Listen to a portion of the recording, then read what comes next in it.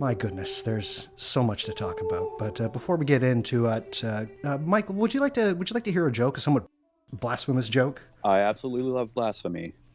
Lay it on. Here we go. How did Jesus get such a rockin' body? That's a good question. I don't know. CrossFit.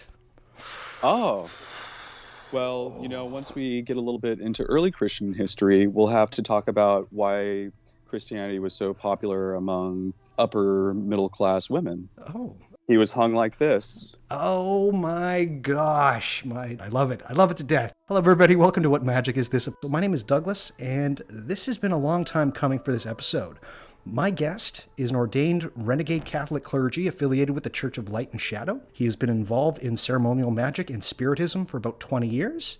He is a professional card reader and dabbles in other forms of magical and philosophical speculation. It is said that he has the audacity to learn all of the things. My guest is the Reverend Michael Lux. Michael, how are you today? Doing really great. How are you, Douglas? I'm doing fine. It's been an interesting week. A lot of work that I thought I was caught up with all these technical difficulties that I had, and then next thing you know, it's just like, oh, there's another giant load of work that I have to get done in the next week. But it happens, and I'm just actually really glad to have you here, Michael, because we have a topic that a lot of people have been asking about, and not just within the Patreon that I do, but I also get emails about this at least about once every 2 weeks or so. And I think it would be really great to just have an episode where we dive into it. So we're going to be talking about Christianity and magic, because I think that you have a really interesting perspective on such things, at least through my interactions that I've had with you online. So before we get into it, there has been a bit of a reassessment of Christianity and magic that has happened at least over the last 13 years. At least it's become a bit more of one of those things where people are no longer shy to talk about such things anymore. Would you agree with that at all in any way, that you just the last 13 years, because you've been doing this for a while as well, people are now starting to just be like, okay, I think we have to have these conversations? Yeah, I've definitely noticed it in the social occult community in particular in the past, I would say, yeah, a good 15 years. Mm-hmm. And especially in the scholastic community as well.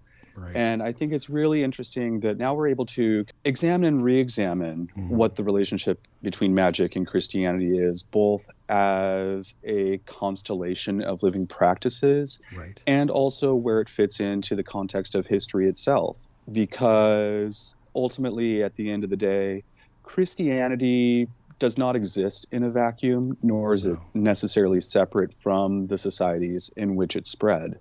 So now that we can have magicians from indigenous populations talking about how they've worked with the saints or folk beings, as well as, how Christianity has influenced their cultures and magical views. Let's get into it. Magic and Christianity. To most people, those two terms put together seem contradictory and paradoxical. Are they? I personally don't think they are. No. So to put it into a little bit of context, I decided to bring up one of my favorite satirists, Apuleius, who, writing in the middle of the 2nd century, kind of got into a little bit of a problem. So in the port town of Aurea, which we know at that time was heavily Christian, Apuleius married the wealthy widow Pudentella. And according to Apuleius, it was standard story of, Roman courtship, compatible partner meets, they court, and everything would have been great, except he was brought to trial by Pudentella's uncle and nephew on charges of magic. Aye. So Pudentella's family believed that the newcomer coveted her money and secured it through magical means by a vagina-shaped fish, which we can go into more detail about that in the magical papyri. But for scholars of Roman antiquity, the speech that Apuleius gives really distills what the contours of magic and the various problems of it were in the ancient world. Okay. So he was accused of magicorum maleficorum, but he also further claims in his defense that, the uninitiated often confuse a magician with a philosopher. He's citing Epimedes, Orpheus, Pythagoras, Empedocles, who are all accused of being magicians. Right. So magic was also kind of a means by which individuals commune with the gods and produce marvels through incantations, it bears a passing resemblance to philosophy, which is why the unsophisticated people can't really discern the difference between what makes a good, upstanding Roman Platonist and an evil sorcerer. I see. Now, this also shows kind of where these complications proliferate, because not only do we as moderns have to interpret and contend in ways in which one author or one group defines magic and magical practices, but also kind of has to look at the practices attendant to the charge leveled against them. Okay. So in a lot of ways, magic is kind of like pornography. You'll know it when you see it. That is literally one of my favorite things. And when people do ask for a definition of magic, that is actually one of those ones that I give. It's like, you can call it so many different things, but you know it when you see it. The one thing, too, I do want to mention is that also in the first 3 centuries of Christian history, miracle and religion really only differed on the communal attitudes approaching it. Okay. Religion belonging to the realm of approved tradition, while magic had to transgress social norms. Okay. And in these polemical situations, you start seeing that there isn't so much of a lived difference between Christianity in the early church and magic. Right. The codification under the Theodosian Code basically Christianized prevailing biases against magic that already did exist in the ancient Roman Empire. And even though the Bible itself does mention various forms of magic as being kind of sketchy, maybe you don't want to do that, it really just kind of falls down to the second commandment, which is established in the Didache, or the Manual of Discipline, where we get the first real, right in the apostolic era, definition that, magic, shouldn't do it. It's actually idolatry. Right. Okay. It's interesting if you find documents of early, specifically Coptic magic. There's a book called Ancient Christian Magic by Marvin Meyer, that if you were to read through some of the curses that are within this they're downright like, wow, that is heavy, heavy stuff. So they certainly were dabbling back in the day. Yep. Well, and you also get a little bit of this too in if we look at the Gospel of Luke, or the canonical Acts of the Apostles and the apocryphal Acts of Peter. All of these texts feature Christian heroes, much like, including Jesus, Peter, and Paul, where both groups are engaging in practices and kind of a broader discourse about it as well. Yeah. So like the author of the Luke's Acts continuum tends to use magic to pretend and prefigure the kingdom of God in this way, to kind of construct a theological end and basically say, oh, this is why Christianity is more true than what these other people over here are doing. Yeah. When you mentioned the Coptic magical texts, what I was interested in that is, when we look at these, a lot of these are definitely part of a vernacular religion. This is straight up folk magic territory. While definitely the PGM themselves do have varying grades of, high theurgy, if we want to create a false dichotomy between that and quote unquote low magic. It really shows the different forms of Christianity, Gnostic and Orthodox, Miaphysite, Diophysite, and even kind of starts bringing in how the saints were involved and angels involved in magical acts. In one of his sermons delivered in 407, you kind of get this idea. So a lot of these amuletic texts that are found in the Coptic magical papyri, they have pieces of the Gospels, or more often like the Psalms, that were viewed for protective purposes. Psalm 90 is always going to be a classic one for that. And these were also copied onto smaller objects and worn to protect from sickness, demonic attacks, and misfortune. So our boy Augustine here writes, "When your head aches, we praise you if you place the gospel on your head, instead of having recourse to an amulet. For so far has human weakness proceeded, and so lamentable is the estate of those who have recourse to amulets, that we rejoice when we see a man who is upon his bed, and tossed about with fevers and pains, placing his hope on nothing else than the gospel at his head. not because it is done for this purpose, but because the gospel is preferable to amulets. So just replacing one thing with another thing is It's not magic if it's the Bible. right. So, Michael, you identify as a Christian magician as well as other things as well. But what does being a Christian magician in this day and age entail? I think that being a Christian magician in this day and age definitely is going to be fraught in the sense that it is the largest religious expression in the West and also in the global South.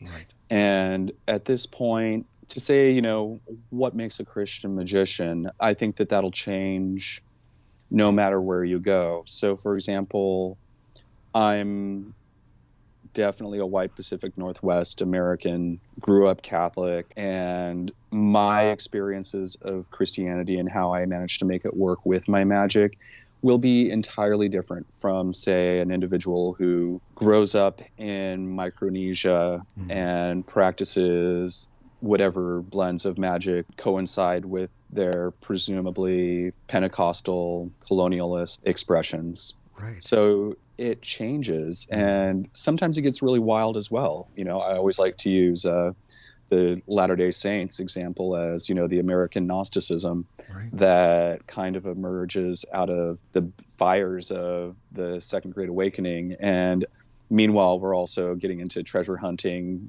to find new gospels. And also, if you happen to die in a jail in Missouri and you found with a Jupiter talisman on you, what does that say about your Christianity? Or maybe is it so blended in with the culture that you can't really separate them at a certain point? True. Yeah. Pull on that thread a little bit further on down the line. So let's go to the other side for a little bit. What would your response be to say when somebody finds out that you're a Christian magician, and then they would basically state, well, you're not really Christian if you are dabbling in the occult or the esoteric? And I think that that's part of the discussion that Christianity has had with itself since day one. Because, like I mentioned before, it's not magic if you're just using a Bible. Right. But Christianity definitely, from its get-go, kind of had a PR problem with kind of sussing out what was explicitly Christian, what was not. And the intersections between some of these things are a lot more difficult. So when a person says, how can you be a Christian and practice magic? If I were being flippant one day, I would say, look at Jesus raising the dead. He's doing some necromancy right there. Right. It's not a miracle if it's magic. Right. So, but I guess on a more circumspect level with that, I would say that in the course of what we can look at in the textual history, including the Bible, you can't separate the magic from the man, in this case, Jesus. Right. Let's get on to Jesus then. So hopefully most people listening to this podcast are somewhat familiar with the story of Jesus and the New Testament. What can you tell us about the origins of Christianity from a magical and or mystical context? So from a magical and mystical context, we know that the early Jesus movement existed in a very, very, very intellectually diverse, colonized Hellenic crossroads of society. Right. So what the early Jesus movement was like, as it's presented to us in history, is definitely a lot more interesting than we would be thinking if we're looking at the Bible. So, going back to Acts, you already see Peter having some problems with this itinerant Samaritan who people are convinced is a second coming of Jesus. Right. And they get into a wizard battle. That's not something that, you would like to acknowledge, especially if you are kind of feeling circumspect about your own identity as a Christian. Right. We already have wizard battles happening from day one, and it just really never stopped. So as far as the magical elements of that, I think we see that very well there, because as soon as Jesus is gone, you have people calling upon him as sort of a magical ancestor in a way to validate their own beliefs, to validate their own experiences. Paul is also a great one because Paul never actually met the living Jesus. Right. And yet, if it wasn't for Paul, we wouldn't have the discourses between the early Jesus communities that were Jewish and the early Jesus communities that were Gentile, and bridging the gap between the very different worldviews at that time in a very clever way. Just a sidetrack here for a little bit, but what is mythicism and what are your thoughts on it? My thoughts on mythicism are pretty low, especially if it happens around Christmas and Easter, where we're reminded that Jesus is Horus and possibly Dionysus and possibly any other gods that may or may not have been crucified and resurrected, and all of that is bullshit. So the idea that the historical Jesus did not exist, or if he did, and has nothing to do with the founding of Christianity, it's fraught in that the mythicists who question the reliability of the Pauline epistles and the Gospels and rely on spurious interpretations of Josephus, who I love, seems to kind of jump the shark a little bit. I do think that, much like Bart Ehrman, who's I'm definitely a fanboy of, I think that there definitely was an historical Jesus. And he would not be welcome in the polite company of churches today. And in fact, was very likely a radical, apocalyptic, itinerant preacher, very much more in line with the separatist and, let's say, politically volatile communities, such as the Qumran community, that definitely had it out against the state-sponsored terrorism that Rome was putting on the citizens of Jerusalem and Israel. I hear this as well. Yes, I believe that Jesus was a person, but he also didn't do any of the things that we say he did. That almost kind of is mythicism in its own way, because that would make him almost like pretty much everybody that existed at that time. Oh, yeah, and you definitely have that very early on. And when I mentioned Josephus, Scholia that Josephus talks about and accusing, basically setting up the scenario that, but we have all these other magicians like Apuleius. We have circle drawers and everything. That was used as a polemic against the early church. But it's been decontextualized so much over millennia now that, it's not reliable information. The reliable information that we do have, and, I'm sure I'm going to shock some of my fellow heretics, go back to the Synoptic Gospels, go to Acts, go to the Pauline epistles that we can rely on, and play around with it. I really like what DeConnick suggests in her Gnostic New Age, where once you start seeing the threads of discourse even in the text, you start seeing different voices of different reliabilities. And that's what really makes it so dynamic, because the early Jesus movement started one of the biggest telephone games in history. You have between roughly AD 50 with Mark, and then as far as 75 years later with John, establishing kind of the core canon, where people were kind of experimenting a lot more and coloring outside the lines. Michael, this is an incredibly unfair question to ask you, but the people need to hear, because I think that your perspective is interesting. You have a blog called Necromantic Matters. We'll get into the whole necromancy thing in a little bit, but I want to get your perspective here. So, incredibly unfair question. What is the Reverend Michael Lux history of Christianity in 5 minutes? Oh, goodness. So, I guess my history of Christianity in 5 minutes starts with a very wild group of people that come from different cultures and differing backgrounds that essentially followed this itinerant radical Jewish magician, and then went on to found their own communities after they realized that they were kind of getting into some hot water. After that, you start seeing new expressions of meaning taking place between these very divergent groups that would, through Paul and early ecumenical councils kind of create their own identity while also acknowledging and giving life to others' expressions. And basically, since then, it's been all sunny skies, or what? Is it like?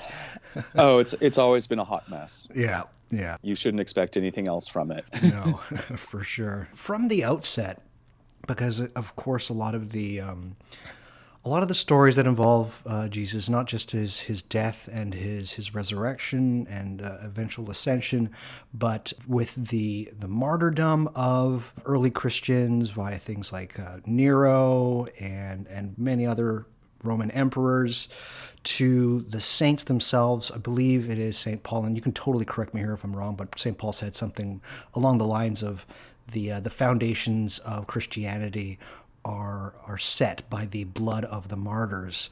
But Yes. what I'm trying to get at here is Christianity basically just necromancy in another guise? Well, I'm naturally biased on this, and I think the necromancy of Christianity was established in that intellectually diverse culture and context in which it arose. I'll use a wonderful example of the accusations that Josephus gives that Jesus was a necromancer. Okay.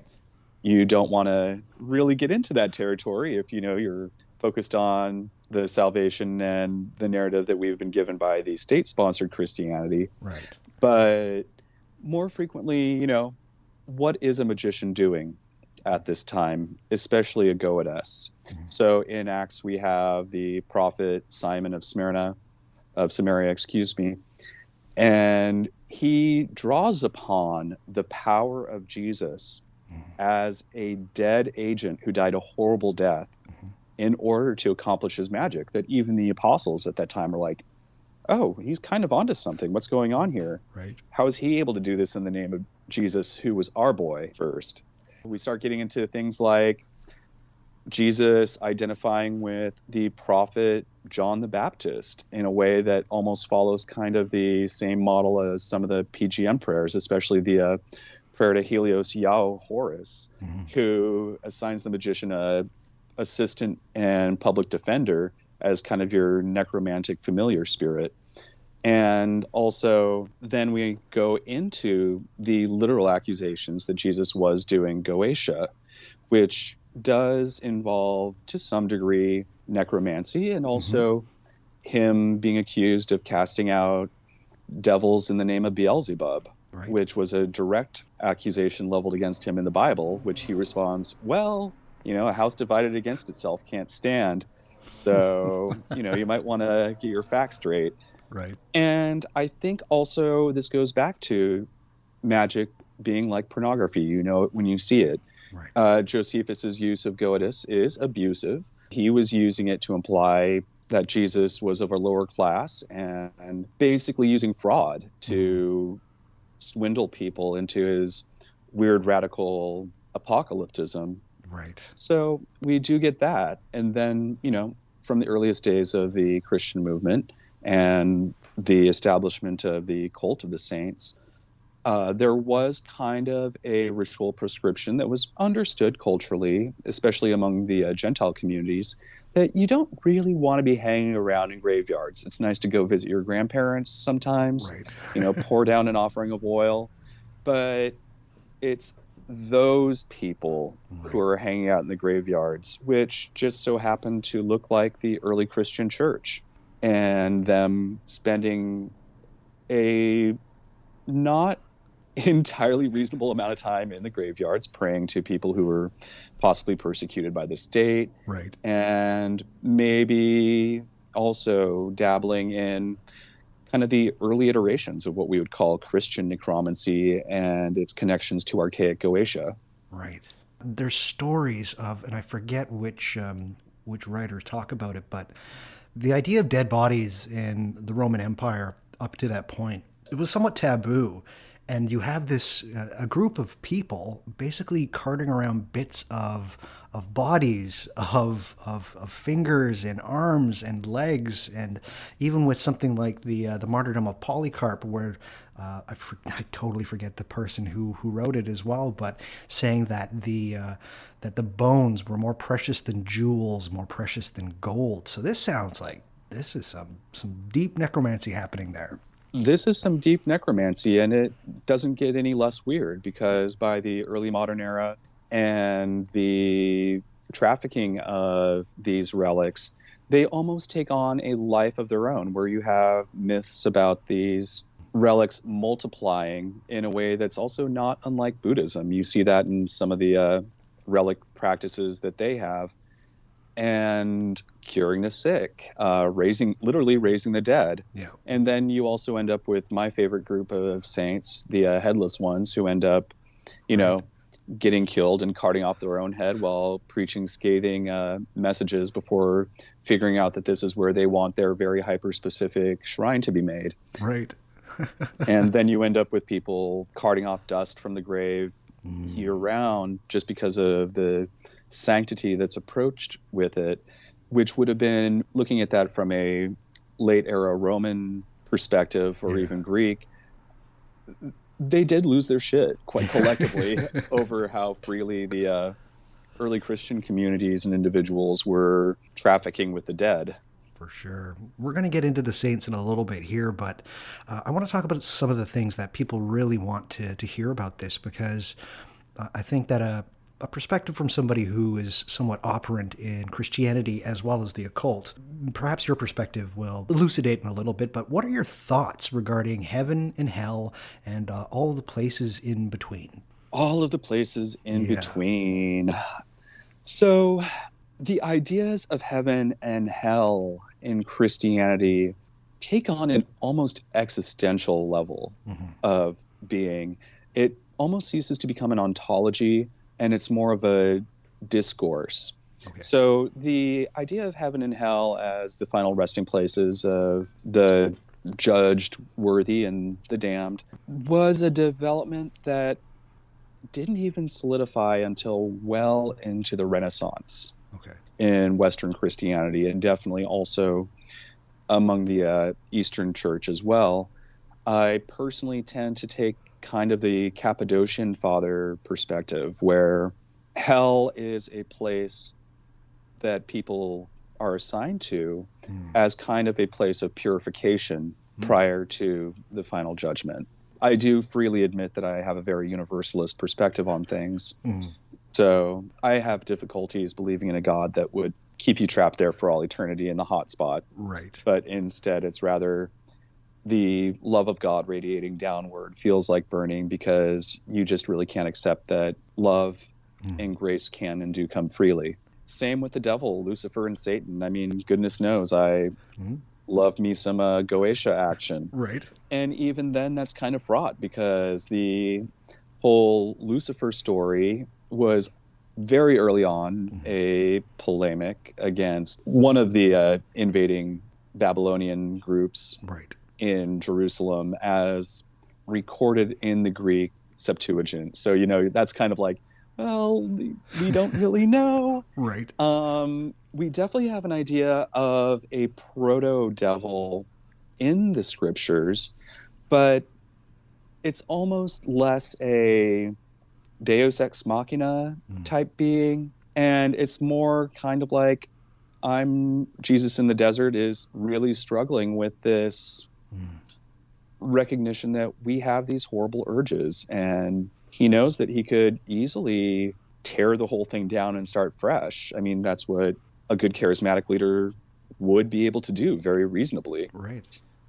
But his choice in not doing that is interesting as well on that level. So I don't think personally that evil is manifest as an entity. Okay. However, I do think that, there is definitely that existential drive that we have, but also in agreement with the Nicene Creed, I have to believe in all things seen and unseen. And sometimes those things that are unseen do exist outside of the spectrum of what we would consider orthodoxy. Sticking on this topic of the devil, and specifically as the devil being able to not just manifest in its own form, but be able to take over the form of other people. How important was exorcism in the formation of not just Christianity, but Western magic as well? Oh gosh, vital. Yeah. Vitally important. You see no less than 3 episodes of Jesus in the Gospels performing exorcism. It was definitely very current among the apostles, as we see with their interactions with Simon Magus and him performing exorcisms in the name of Jesus, Right. that they felt a little bit iffy about. The relationship between exorcism and Christianity and Western magic, it's inseparable. So, whereas theologians argue that exorcism is a manifestation of God's grace entrusted to the church and performed through the exorcist, most anthropologists view exorcism, Christian or otherwise, as being a practice with a decisively magical characteristic Right. attached to it. Yeah. And this is interesting too, because one of the issues facing the historian is whether exorcism should be defined by an underlying human need to cast out evil, or should it be defined in terms of specific beliefs and therefore by religious leaders.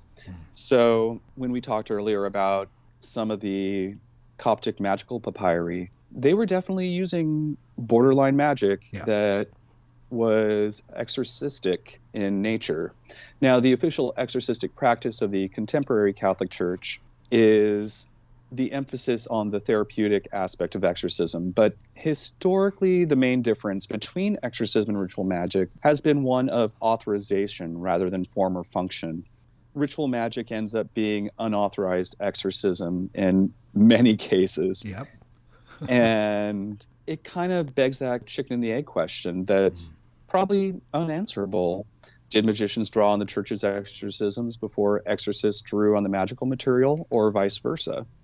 To a degree, some of it definitely is cultural context that, we'll probably never have the answer. Now, the conflict between Catholic lay exorcists, charismatic clerical exorcists, and a centralizing church was an important feature of the history of exorcism in the Middle Ages, especially, and also in the early modern period. So for many years, Catholicism has been kind of the sole arbiter of culture. The history of Catholic exorcism can't confine itself to the institutional exorcisms of approved clergy. It was only in that era that we start getting into the diversification of orders within the Catholic clerical hierarchy. And I think some of it, to a degree, was to kind of bring in some of these outsider charismatic people into the fold of the church, because clearly they were exercising some kind of ability. Right. But they were doing it on their own terms. Got it. What I found really interesting, too, in the history of the connection between exorcism and magic, it does go back well into the early church. In the 5th century, Eusebius writes at the Council of Chalcedon that, the form that's going to be used is, I adjure you by the Holy Trinity, per sanctum Trinitae tem vos adjuro, which basically establishes the contractual and magical relationships between the Christian formula. Okay. So he is literally using a legalistic magical formula to define what Christians are going to be doing from here on out with exorcisms. Yeah. So a lot of Christians claim that the religious identity of the exorcist, rather than his skills, were the determining factor in the success of the exorcism. Right. But why do we still have people carrying around saint medals? And my favorite always going to be the St. Benedict Jubilee medal, which is featured into lay exorcisms. Definitely not a magical item, that. It's definitely not why I have it on my keychain right now. Absolutely, definitely not. The early Christians embraced the magical and were familiar with its technicalities, I think. But it was only in the 4th century when people started feeling a little bit embarrassed about how similar Christian liturgy was pretty close to magic, that attempts were made to differentiate the practices, oftentimes poorly. Yeah. What's great about it is, and especially if you start researching this kind of thing, is that it's so out in the open. They're not even pretending. They're not hiding anything. No. It's more like one of those classic "don't ask, don't tell" things. Right. So you're a fan of the Goetia. Your knowledge of grimoires, especially if somebody's following you on Twitter, you know about these kind of things, specifically with things like spirit adjuration or spirit conjuration. But spirits and or demons, how do they fit into a Christian magical worldview? And is it just one of those things where, say, with something like the Goetia or spirit lists, that they were just taking other people's gods or deities and turning them into demons? Yes, and it's really fascinating because definitely the early Christians inherited the spirits from the worldviews that they were surrounded by. So, Right.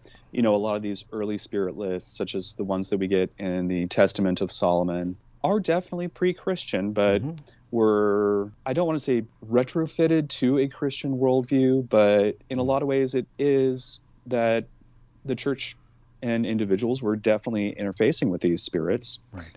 And sometimes you don't really need to define things. It's just kind of like, here they are. Right. We're gonna interact with them. Yeah. And again, it was kind of like, well, it's not witchcraft unless you're actually doing some harm.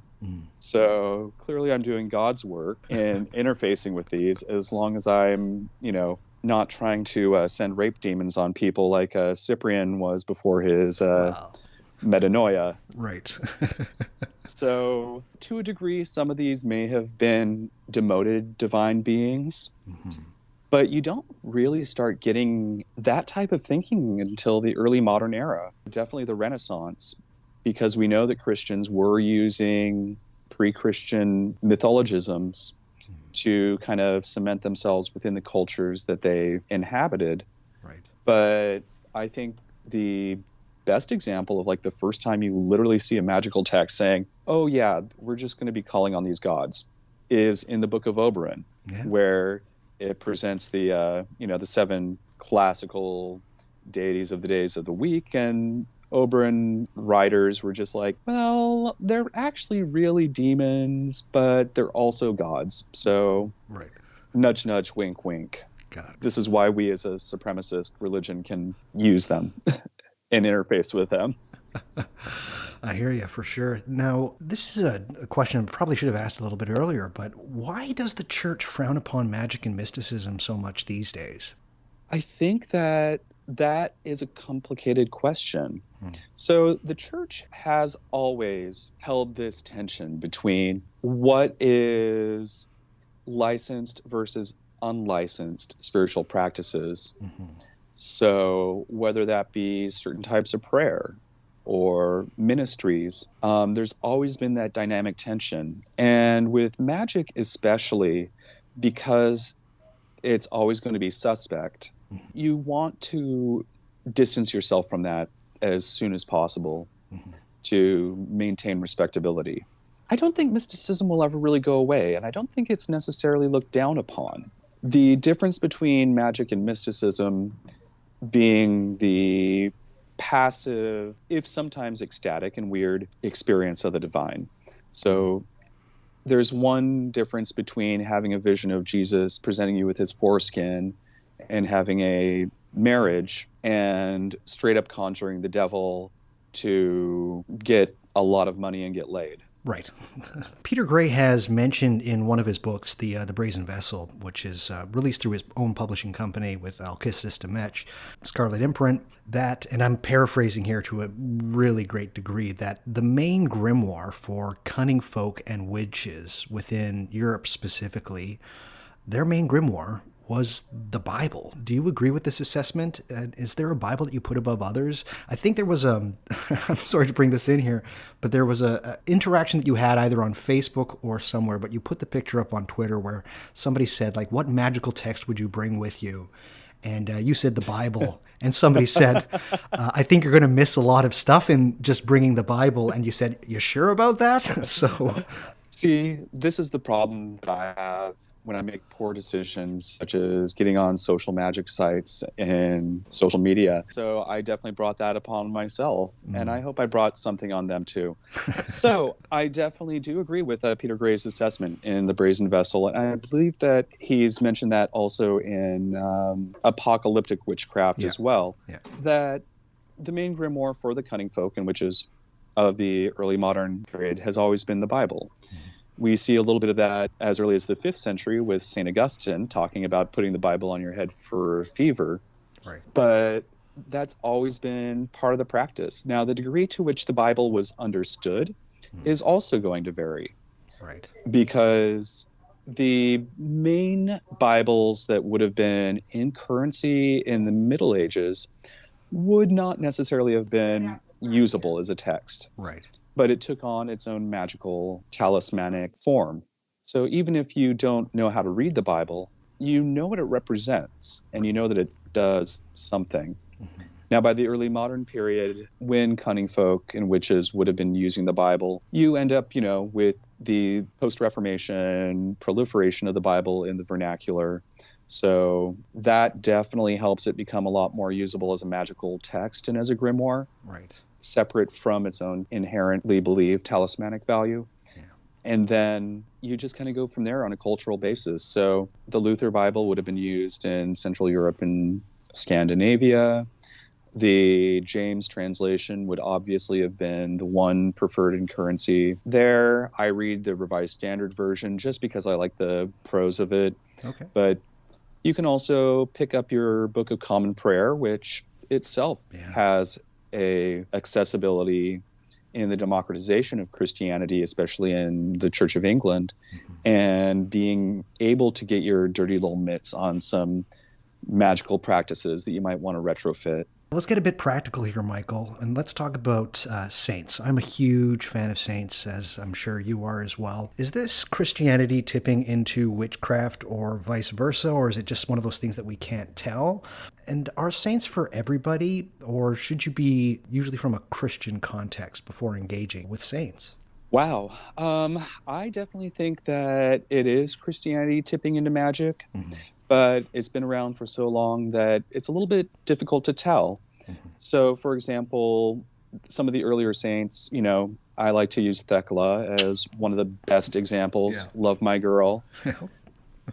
Her cult just popped up overnight. Yeah. And miracles and things were already being attributed to her. And, it seems that on a certain level, the popularity of it is what made it powerful. The fact that it was a very democratic and readily accessible belief system that apparently did produce a lot of tangible results for people.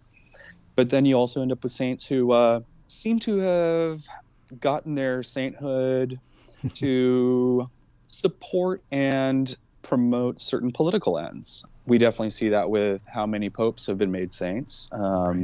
There's obviously a reason for that. But then you also have saints that don't cleanly meet any category. My favorite saint to pray to sometimes is Saint Guinevere, who's actually a dog. The best. Bestest boy. Yes. So sometimes it does tip into magic. And I do think that on one level, if one wants to approach the saints, I think that they should at least give the nod, nod, wink, wink to the cosmology from which the saints derive. Okay. But I also think, because I do believe that the saints are still very much living in an economy with us humans as part of the universal church, that if one is not Christian, then why would a saint want to work with them? Maybe it's to give them a degree of virtue and show them that, maybe not the whole church is against you.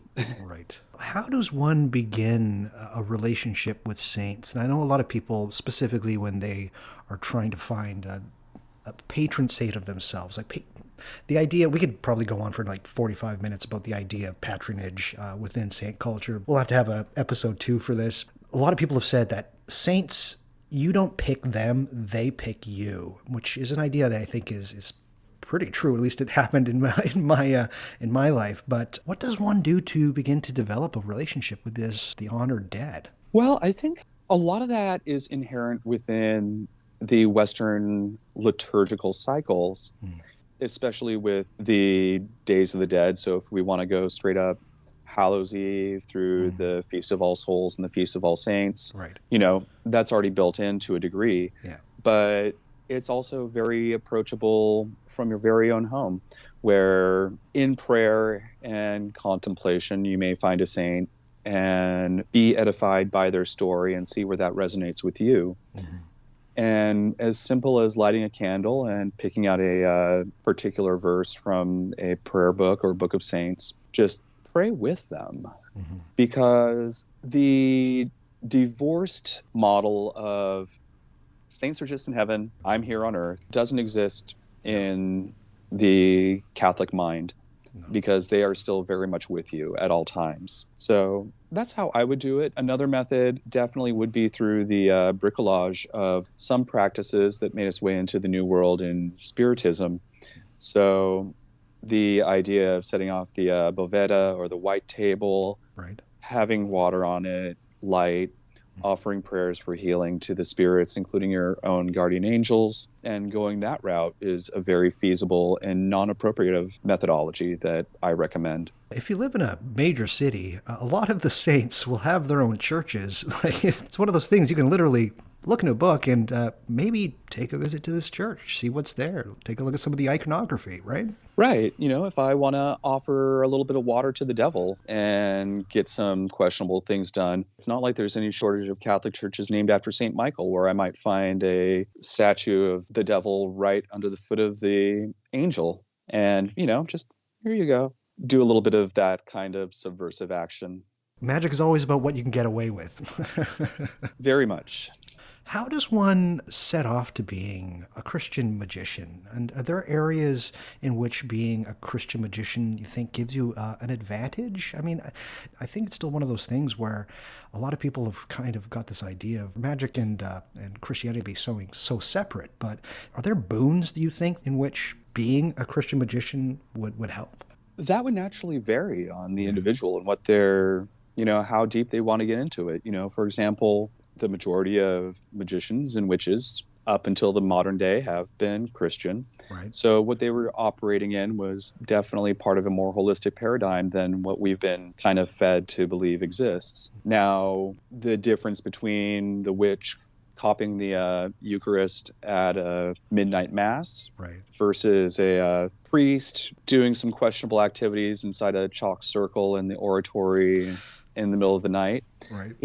Those will also have different levels of power associated with it, and shows kind of the intersections between laity and the clerical underground, which characterizes so much of our Western magical tradition, but also gives you a very strong idea that, again, some of these practices that we now call ceremonial magic definitely were influenced by and have intersections with popular ideas of witchcraft. Yeah. So it's a give and take that's always been kind of feeding off one another. The ideas of it having any kind of purity is where people will start to fall short.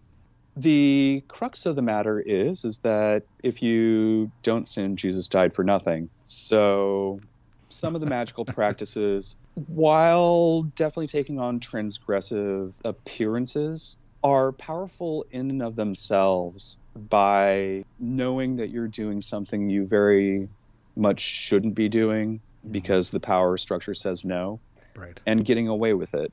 I giggle a little bit about that because I'm also the first person that's like, when I hear some dark fluff person going to the local church and cuffing a Eucharist, I'm like, I mean, get on with your bad self, but it didn't really mean anything to you anyways because you're not Catholic. Yeah. So, we do have to have that discussion in our contemporary society because a lot of people, for very good reasons, have hard on against the church. Yeah. And if it is to be a vector of magical practice and also formation of life, then at a certain level, you have to be a little bit honest and forgiving of yourself and others. That's kind of the point, isn't it? If the Christian pantheon of entities is more militarized than other traditions, probably through something like Neoplatonism, are there any rules of the road to beware of that are less apparent in other traditions? Let's see here. Well, I mean, it depends on how you define militarized at a certain point. For example, we definitely know that the majority of entities that made their way into Christianity definitely came out of Jewish interactions with the Babylonian Empire. So you already have a degree of militarization there, but they weren't even really assigned any meaningful role until they were already in currency with other traditions such as, the anonymous authors of the PGM or the Coptic papyri. Right. So I would say that the rules of the road would definitely imply a degree of piety in the sense that you do acknowledge that these beings are a lot more multifaceted Right. than many people are comfortable thinking of. These angels are not exactly precious dolls. They have and do actively sometimes perform actions against individuals that Right. we would not associate with angelic action, or even the Virgin Mary appearing to a drunkard and dragging him to hell to show him how to amend his ways. Right. The rules for the road are trust in God, but also steer clear of the rocks. I'm going to ask a bit of a personal question here, Michael. You said you were raised Catholic. Yeah. Raised a good Catholic boy. Was there any point in your life, either in your teens or your early adulthood, where you just fell out completely with the ideas of Catholicism? Or was it always somewhat of somewhat, but was it always a path that you were on? I would definitely say I did have a major falling out, but that's also kind of like asking, can you separate the Catholicism from the culture? Right. I definitely fell away from the church, but the church didn't so easily fall away from me.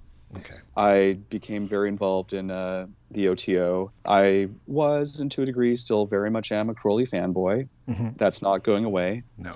I still do some of my thalamic practices, but these days it's kind of come full circle where I'm more comfortable with the dynamism and the tension and working things out that way than letting ideas of opposites hold me back from my fullest pursuit of my true will.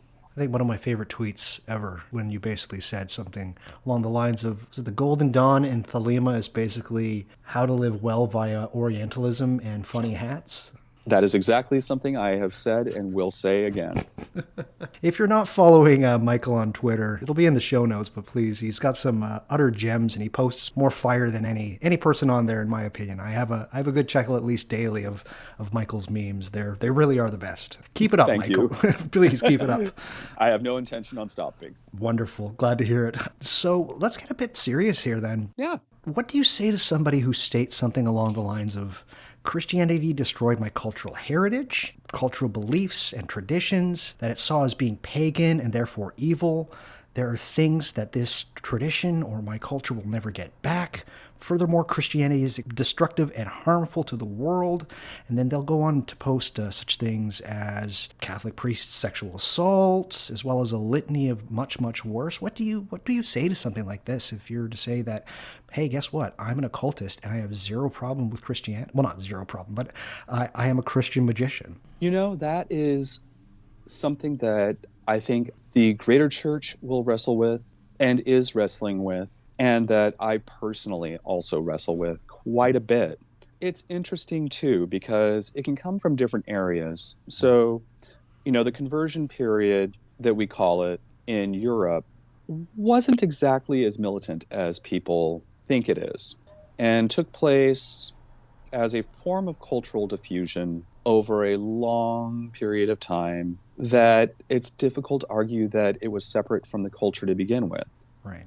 Now, that is not to say that the weaponization of Christianity has been used to political ends, where cultures and societies were entirely torn apart by the imposition of a colonialist religion that was backing the greater power structure. And that is very real. Now, does it have to be that way? I think in the West right now, we're in a very interesting point that I personally subscribe to. We are in a post-Christian society where the cultural expressions and homogeneity of the religion is moving further away.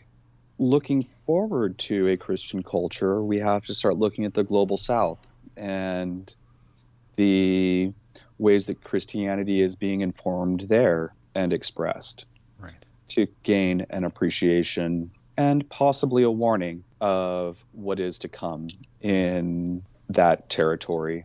Really? You think it's going to get like that pretty much over a lot of places that are somewhat more moving towards a post-Catholic world, do you think? Or do you think materialism is just going to stomp everything out?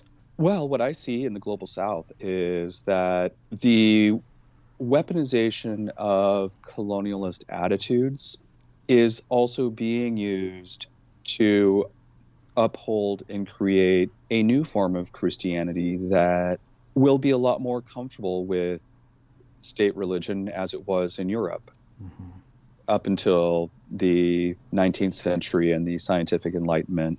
That's not to say that Christianity won't exist here and that materialism will take it over. I think that they will always coexist, but that they'll take on different forms, which is why I go back to emphasizing, as always, that Christianity never started out as a monolith, that some churches can and should own up to the destruction that they have facilitated and support. Yeah. Because the loss of material good in any person's life at the hands of the church and religion is counter to the Gospels. Yeah. Fundamentally. Do you think the Galilean gentleman that we call Jesus would even recognize the Catholic Church these days? It'd be a tough call. Yeah. I can have faith and hope that he would. Right. But also Catholicism to me is bigger than Rome. So, Michael, is it pretty much impossible to separate Christianity from whatever we're going to call the Western magical tradition? I'm a huge fan, as are you, of things like Grimoires. And if somebody is first starting in magic and they pick up something like, well, we'll use a really obvious example. I'll say the Sworn Book of Honorius. They open it up. It's all prayers. It's all no tie. And you go all the way up through things like the Blue Grimoires. It's intrinsic in a lot of these texts that I would like to consider the Western magical tradition. Can you separate the two at any point? it's difficult. Yeah. I think it can be done, but then it becomes something different. Right. So, my boy Sam Block and I have gone on record that magic is the art and science of screaming at candles. And while that, I think, is true pan-religiously, the Western magical canon has been intimately Christian up until very recently. Now, can you separate it? I think so. I appreciate what Jake Stratton Kent has done with his retrofitting of various thalamic ideas in a consistent way with grimoire magic, Right. to make it more approachable and universal. I have worked in both modalities and found it useful. Mm-hmm. Another example would be, the Romantic era revival of paganism, from which we end up getting Wicca, of one example of a post-Christian and pagan grimoire tradition, because the influence of the Western canon is very clear that it is present within the ideas and practices of the witch cult, and they're doing something different with it. Yeah. So I think you can separate it, but like many things, it becomes a further syncretism as well. So, if you're going to call that pure Christianity or fake Christianity, well, sorry, syncretism's been part of the game since day one, so none of us are pure. Right. Something's got to give, at least, where you have on one side heavily influenced by Christianity magic, things like the grimoires, and then you have something where it's on the other side people that were very anti-Christianity, people like Aleister Crowley. It can't just be like those two, basically. And you also can have something like neo-paganism. If people really want to get more factual with their magic, they'll find that if you want to look at your ancestors, they were Christian as well. So at some point, you really have to... Do I want to be more factually historical, or do I want to go with something, say, like Crowley and Gardner, which is... I might accrue some ire here, but it's almost more mythic than it is historically factual. Not to say that it's not useful, right? Like, not to say that it's not useful, but there's got to be something else to go for. Well, I think, the Western magical tradition, if there is a tradition, it's in the materialities. Right. So We have always had various amulets, stones, things like that, that were inscribed in certain ways since time immemorial. We don't even know where the origins of them are, but they work regardless Right. because we've imbued them with that kind of sociocultural baggage. Or do we know who the first person was, what society first started harvesting St. John's wort or a fern frond Right. on John's Eve? Because while the timing is right, you don't really see much Christian ritual in that beyond maybe one or two prayers. Yeah. There are definitely things that have been done forever, or the Deficciones Yeah. and Catechismo. These are material practices that have always been done, just take on slightly different forms. Right. So the only time that the materiality changes is whether they slap a cross on it or not. What would you like to say to those who are not only ambivalent but downright hostile to the idea of Christianity and magic from both sides? And what I mean from both sides is that those who are Christian that can't get their heads around the fact that magic has been a part of Christianity from the get-go, and those who are occultists that are being told that, guess what, it's way harder to separate Christianity from magic. What would you say to both sides here, Michael? Oh, okay. Wow. Because I've had this conversation all the time. Oh, yeah? The first thing I would do is ask what their definition is of magic and Christianity. Yeah. Because at a certain point, when you're engaging in a central ritual of necromantic, deific cannibalism, can you separate that from the magical or from the Christian? But for those who are even a little bit more hostile, I mean, tough. It exists. Right. So I try to be as laid back as possible because, we all have our own trauma from society, culture, and also the dominant religious paradigm of the West. And, maybe it's an opportunity to try to do some Jesus magic to get over your trauma. Would you suggest that is a way to try and find an inroads to, I don't want to say the quintessence of Western magic, but just try some of this stuff. Try maybe a little bit of saint interaction. Try something a little bit out of your comfort zone to see what comes, because I do know of people, and there are people that have been on the show in the past, that they did have this ambivalence, and they did have a very negative view of Christianity, and it was tough for them to try and find inroads. Is one of the keys maybe just give it a shot? I think one of the keys is give it a shot. And, I am an unabashed Cyprianist. And if you want to make some inroads that have some dubious characteristics, you might want to look into that. He's a really great bridge builder between the heretical and the Orthodox that doesn't seem to have many issues working with people who are from a non-Christian perspective, as exemplified definitely by Jake's opus on the Testament of Cyprian and bringing the greater light of Cyprianic literature into kind of a new thing. Cyprian's a funny one because the Catholic Church basically got rid of him in the 60s. Up until then, he was still medieval portraits of Cyprian of Antioch. And it's so odd that it took until the 1960s where it's just like, yoink, this is no longer available. But I spend a lot of time in Mexico. Cyprian of Antioch is everywhere down there. He's everywhere with Brazil. Cyprian is a very odd character. And I think I agree with you there. That's one to go for sure. Yeah. That might be an option that people might find fruitful. Just to wrap up here really quickly, what do you want people to understand, more so than anything, about this idea of being not only just a Christian magician, but maybe to investigate a little bit more on the idea of where Christianity sits within a magical context?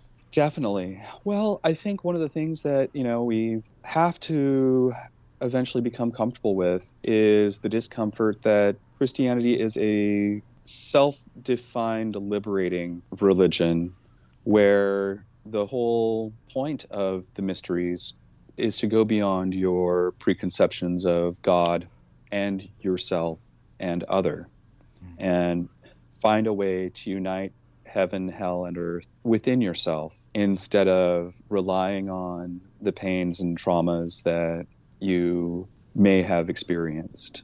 Going forward, I think that a great way is dipping your toes into some of the literature, especially the literature surrounding the cult of the saints, and also some of the wonderful freely available online materials examining the first through fifth century Coptic magical papyri to show you that Christian magic is probably a lot more in common than the magic that you're doing right now than you actually think. And it's a little bit madcap. Yeah.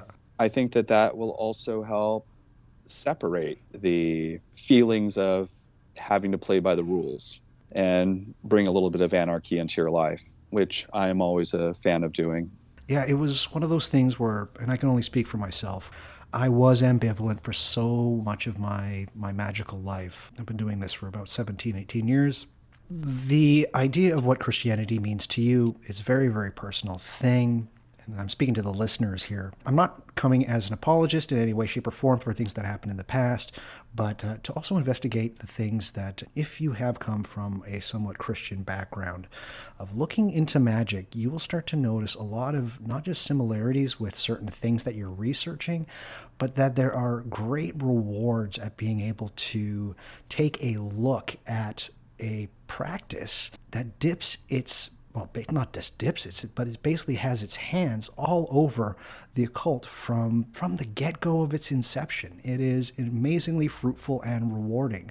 So I get the ambivalence for people, but I really do want people to understand perhaps that there are things to look into. You will come out rewarded and in some way, shape, or form. Michael's lucky because you've always seemed to have been there, right? So Yeah, I just rolled with it and leaned into it. And the more you lean into it, the more you free yourself in a way that opens up new opportunities for ecstasis and expression yeah. instead of being bound by the prescriptions that have been laid down. If you're like Michael or I, and I believe Michael you had your tryst with chaos magic, or you might even still be in that in the chaos magic pool. If I am totally in the chaos magic pool. it's one of those things where if things are available, what is holding you back from investigating more? And that's a question I think it has to be sit. Even if you're not a chaos magician, that you definitely have to investigate these things. I don't know, Michael, would you agree? I would say so. And I think that the more radically honest you are with yourself about, first of all, your reasonings, not to say that intention is everything, but the more sincere you are with going into it, the more you'll be able to take out of it. It's very much that Walt Whitman sucking the marrow out of life. Yeah. Michael, thank you so much for joining me today. And what have you got going? What's next? Do you have a blog called Necromantic Matters, which is always interesting? You just had a post up there about getting past I believe it was a post-Catholic Christianity. That's wonderful. Yeah. But I want people to know about your work because it is incredibly interesting. Got a book somewhere in you? What's happening? I've got a book that's going to be coming out. Well, I'll have to submit it before Easter, but I am working on a text on Solomonic Spiritism and the intersections between the methodologies of Spiritism and how you can apply that to Grimoire magic and Wonderful. spirit relations. I'm also working on the series that you saw on post-Christian Catholicism in my blog. And right now I just kind of have those projects because I just got a new place. So, kind of nice to settle down for a little bit before I commit to too much other chaos. That's my jam. Like just the combination of Solomonic magic and spiritism. So I haven't done a show on spiritism yet. Tell us a little bit more about this project because I'm interested to know about it. Well, it's a project I have been working on for quite a while, just because I did want to make sure that I had all my T's crossed and I's dotted. Making sure that the methodologies that I am presenting work and are both consistent with both the Grimoire and Spiritist constellation of practices, which requires a lot of theoreticizing and being willing to step into a magic circle and test out some table rapping practices. So that is primarily where the intersections lie. Apologies always to Alan Kardec, because what I love in his codification is he basically says, magic is real, but we're not doing magic. Ha ha Right. ha. So Yeah. Bless him, but he. If people don't know who Alan Kardec is, that's a rabbit hole for everybody to go down, and as well as spiritism for sure. Michael, are you still writing on? You're still writing on necromantic matters as well. yeah, I'm still writing on necromantic matters. So I do have my daily practice of table rapping with the saints, and definitely plan on writing more about that as time goes on. I'm also working with the Church of Light and Shadow and my community up here in Seattle, which is wonderful, and also keeping in communication with the greater community of the Church of Light and Shadow as well. What is the Church of Light and Shadow? I think a lot of people, for those who don't know, maybe give us the Coles notes here. The Coles notes on the Church of Light and Shadow. How do I want to go about this today? So, if you have ever felt that you've been abandoned by the church for your magical practices and that your witchcraft isn't going to be appreciated at St. Anne's down the street, we're your church now. The Church of Light and Shadow, or Ecclesia Lucis et Umbra, is an extension of the greater constellations of independent Catholicism or the independent sacramental movement, a number of churches that came out of the whole continuity of Western Christianity, but separated from Rome at a certain point over various small and large things. So we are an initiatory tradition formulated for the backgrounds of our founders, and combining aspects of church liturgy, folk magic, Western esoteric ritual, and other influences into a unique blend of sacramental witchcraft. So think of your local Luxembourgian group as a group of folk witchcraft practitioners who also inform their lives in spirituality through the sacraments. We are not the most doctrinaire churches, as you can imagine, for that reason. But because witchcraft on its own is pretty vague these days, traditional witchcraft is also an acceptable term, but can imply a number of specific traditions, some of which were also informed in the creation of the church. I come from a fairy background and brought some of that into my expressions here, but also share some ritual elements with some of my community who also happen to have Wiccan backgrounds. Right. So we all somehow end up making it work, and it's great. So what does somebody who is part of the clergy of the Church of Light and Shadow, what are your duties? What do you do, Michael? What do?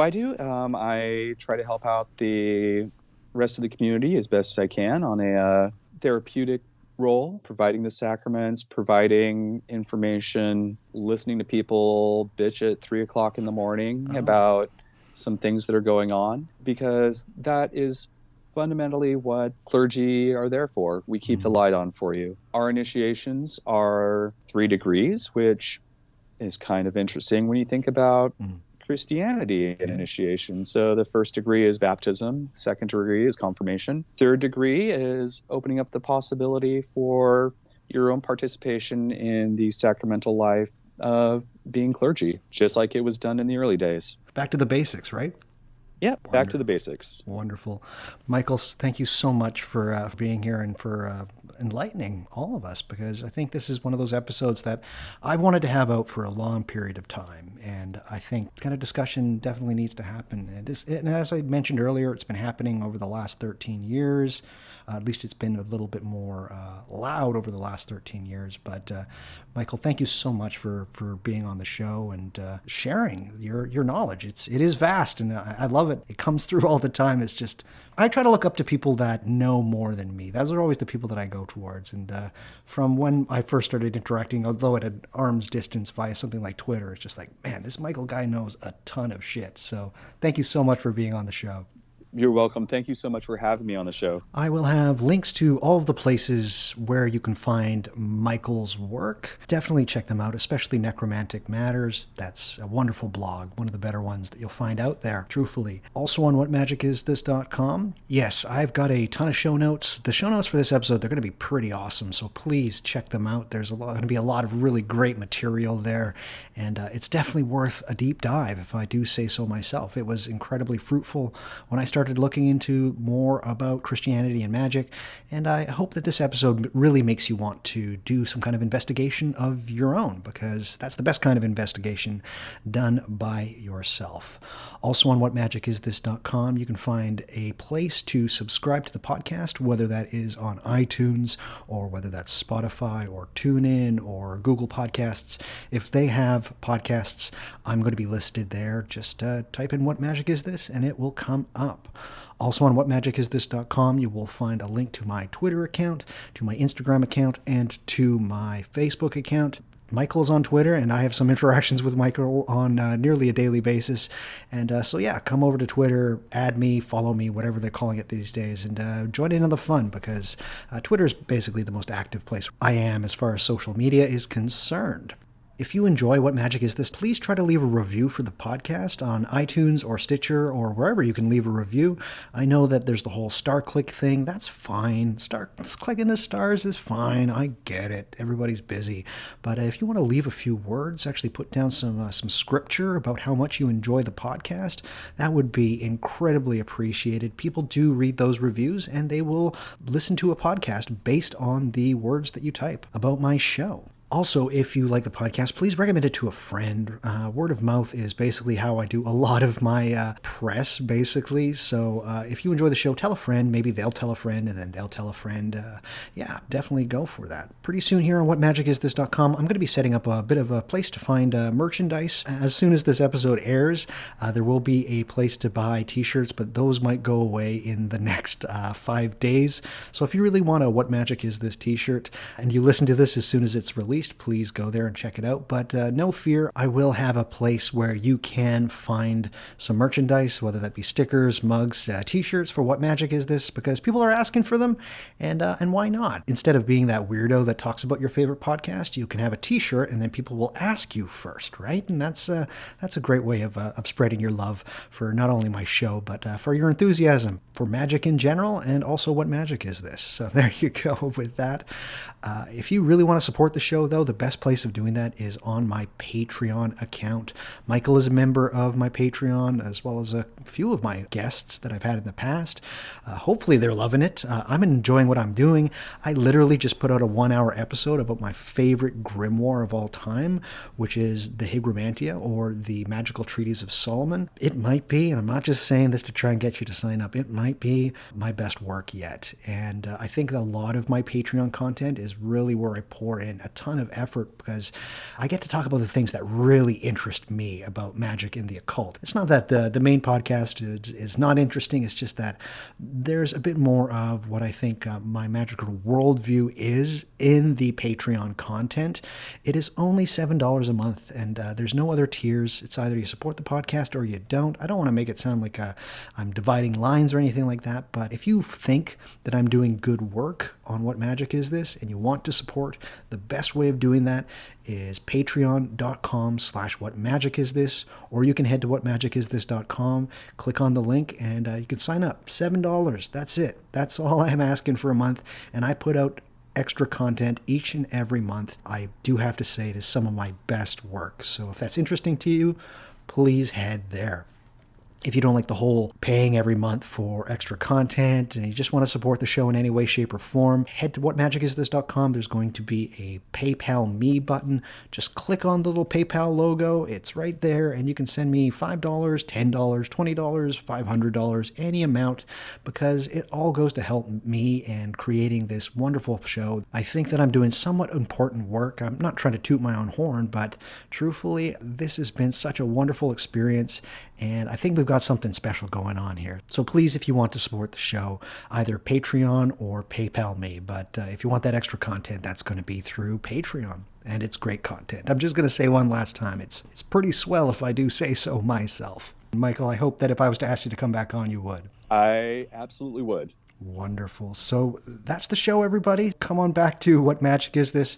We'll talk a little bit more about this crazy, weird, holy, but also blasphemous thing that we call magic and or the occult.